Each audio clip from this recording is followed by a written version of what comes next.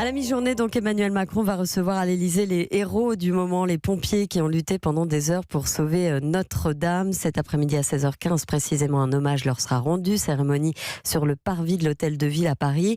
Hier soir, l'église Saint-Sulpice, l'archevêque de Paris, Monseigneur Aupetit, a célébré la première messe depuis l'incendie. Brigitte Macron, Christophe Castaner ou encore Anne Hidalgo étaient présents.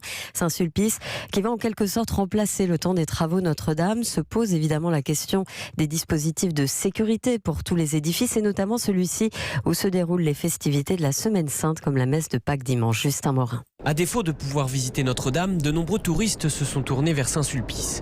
Clément Savary, jeune guide bénévole, en accueille de plus en plus dans cette église qui a vu passer Fénelon et Bossuet. Il en connaît les moindres recoins et les moindres faiblesses. Bon, les bougies, on garde toujours un œil, mais ce qui met le feu bien souvent, c'est plus les fils électriques qui sont sous les planchers, dans les charpentes, dans les murs, et là on les voit pas. Vous n'imaginez pas, c'est encombré de fils, d'interrupteurs, de lumière, de lampes, d'ampoules antédiluviennes. Le risque zéro n'existe pas. Pas de panique pour autant, le dispositif de sécurité anti-incendie est aux normes.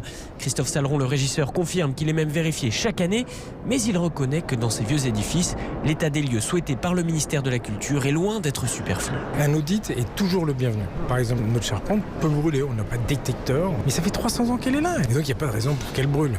Mais nous n'avons pas de détecteur de fumée, nous n'avons pas de ligne électrique aux normes.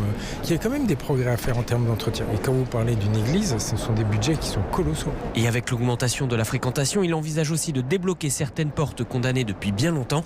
Mais là aussi, il y aura un coût. Justin Morin pour Europe 1.